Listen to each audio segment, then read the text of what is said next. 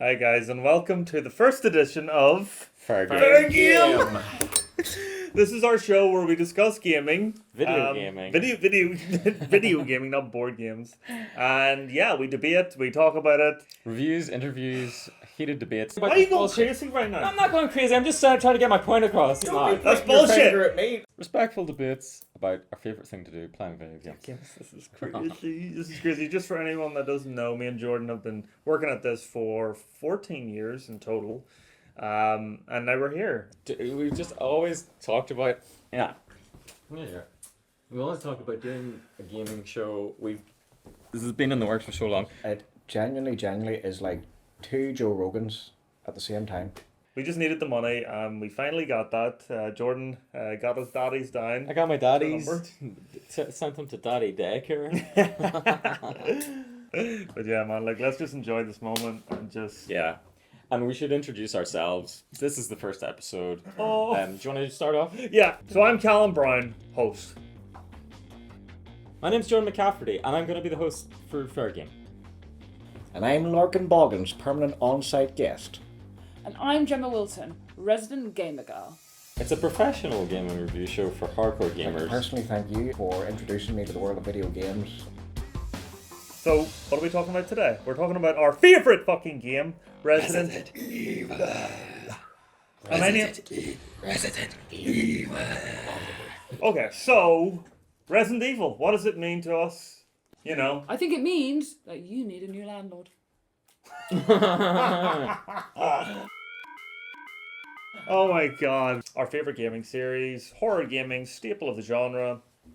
The greatest video game series of all time. Of all time, yeah. Originally was from the Resident Evil 1 that was the first of the series. Yes. And then it just went from strength to strength there. Resident Evil 2, Resident Evil 3, Capcom were on a roll, rolling out those games. Resident Evil Project, Resident Evil Code Veronica X wasn't quite as good as those original three games. And I think Capcom themselves sensed that they needed to change the direction. And they did that with Resident Evil 4, where they brought in the third-person perspective, revolutionized gaming in general. It felt like a series that was in need of a bit of a resurrection. Excuse the pun. I think it's worth noting about Resident Evil 5 being the first cooperative. Yeah, it wasn't that good. It wasn't that good. Worth mentioning, but definitely not a good game. It took place in Africa. We're not just talking about this series because it's our favorite gaming series of all time. Yeah. We're also talking about it because I think there's a new one it just released. There's a new game called Resident Evil Requiem, the 9th in the mainline series, and it's fantastic as usual.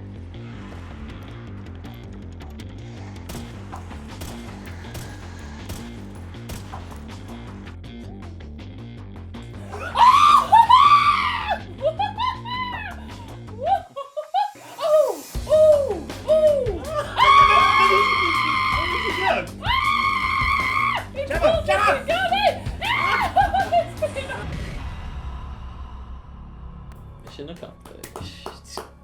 We can wrap up the show. We can wrap up the whole show right now. Get wrecked. I prefer cozy games though. Why don't we just let Gemma play the game here? Maybe she can get a little bit better at Resident Evil. Look guys, they say football is a game to have. Ah! It's okay. It's okay. It was happening to me earlier. Hey, the words out. I know. It's actually, yeah, you just gotta slow it down. If it was easy, everybody would be doing it. doing it. How many times have we said that? Everybody would be doing it. How If many it was times? easy, everybody would have a podcast.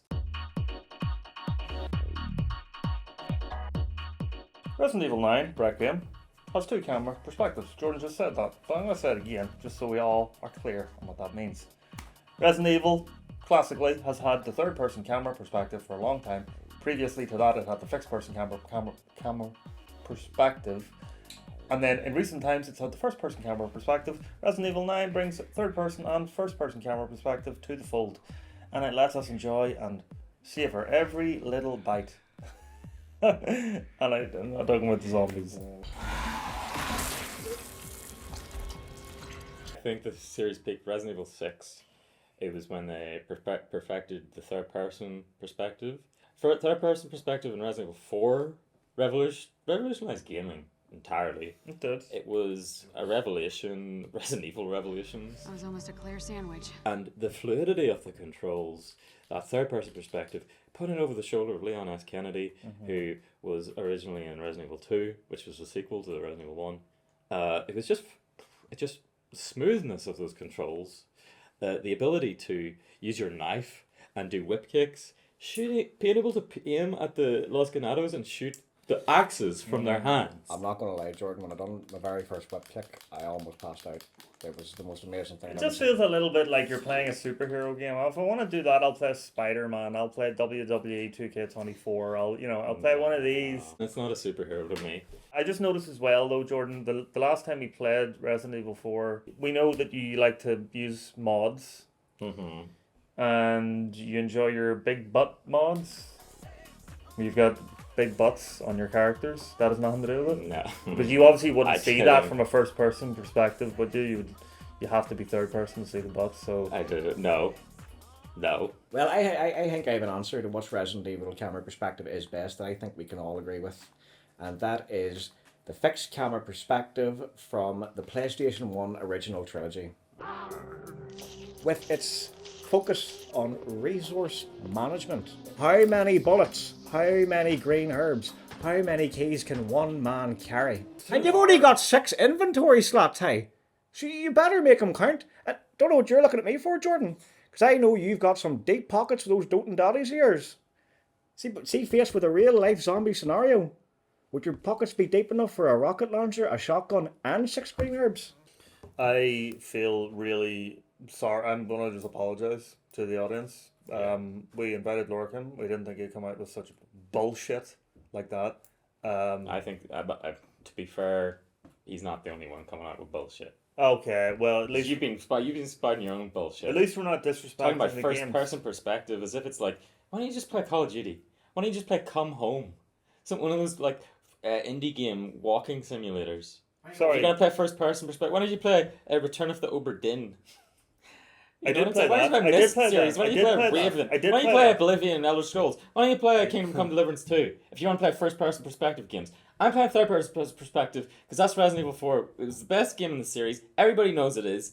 You talk to me about Why are this you going bullshit. crazy right now? I'm not going crazy. I'm just trying to get my point across. You guys keep talking over me like I'm some kind of little boy who doesn't know what he's talking about. Yeah, I look, play way more games than you. this is fair game. This is fair game. Yeah. When you jump in, you jump in. Yeah, and Don't I'm be jumping afraid, in. and don't regret it when you don't. Okay? Just when you hear something you don't like, doesn't mean you have to do that. I did hear something I don't like though over there, and that is bullshit. Because Sorry, who's raising the voice now? That's Pointing your bullshit. finger at me. Now, I'm Because- not inclined to agree it's with what him, it is. But what you're It's saying, disrespectful. utter nonsense. I've never seen anyone so desperate to jump into the life of another character.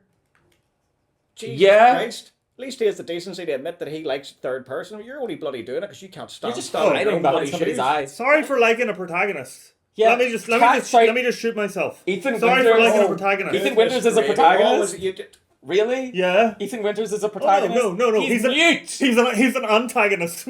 What? Sorry, does he even... I Do did you have know the one meaning line of of the word? dialogue. Does Do he you have know one the line of meaning of the dialogue? word? Thanks to McGormley's for sponsoring McGormley's Chicken Dippers for sponsoring us today.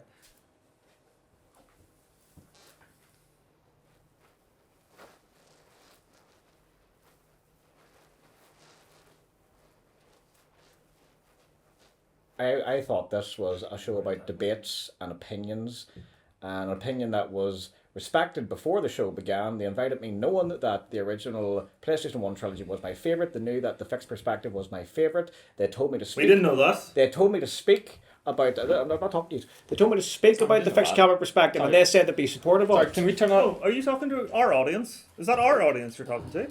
Oh, cool. And can we mute Lorcan's microphone? Can we- You can try, but you paid for 3 cameras. Lorcan, Lorcan. sit down! This is our game and show, not yours. You shouldn't have put the word permanent on-site guest, because guess what, Jordan? I ain't going. Yeah, well, some permanent markers can be rubbed out. Just Tip- I'll leave it with that. Tipex.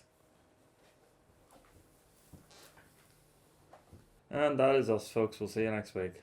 Good luck. And because it's on YouTube, and if you guys like and subscribe and leave comments, maybe we won't have to get jobs.